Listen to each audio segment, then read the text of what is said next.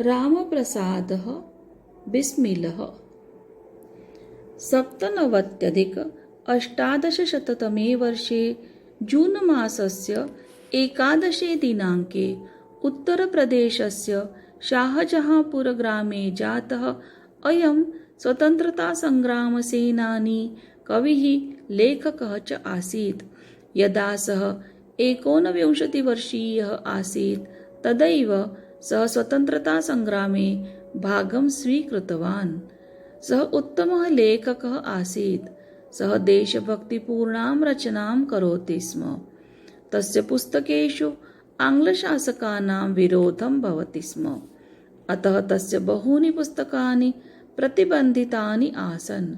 सरफरोशी की तमन्ना अब हमारे दिल में है, तेन लिखितम् एतद् गीतम् अद्यापि प्रसिद्धम् अस्ति। सः आङ्ग्लशासकानां कृते विषम् इव आसीत्। तस्य शरीरे स्वतन्त्रतायाः ज्वरः आसीत्। सः हिन्दुस्तान् रिपब्लिक् असोसियेशन् नाम्ना संस्थायाः सदस्यः आसीत्। आन्दोलनस्य कृते तेषां धनस्य आवश्यकता जाता।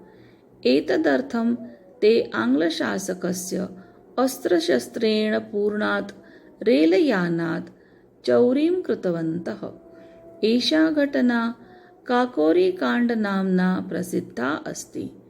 सः आङ्ग्लशासकानां विरोधे विविधानि आन्दोलनानि चालितवान्।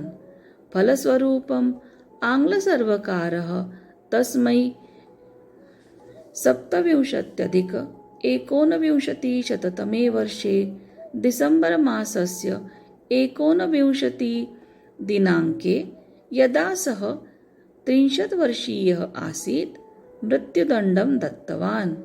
किन्तु तस्य गीतस्य ध्वनिनादस्य प्रसारं सर्वत्र अभवत्।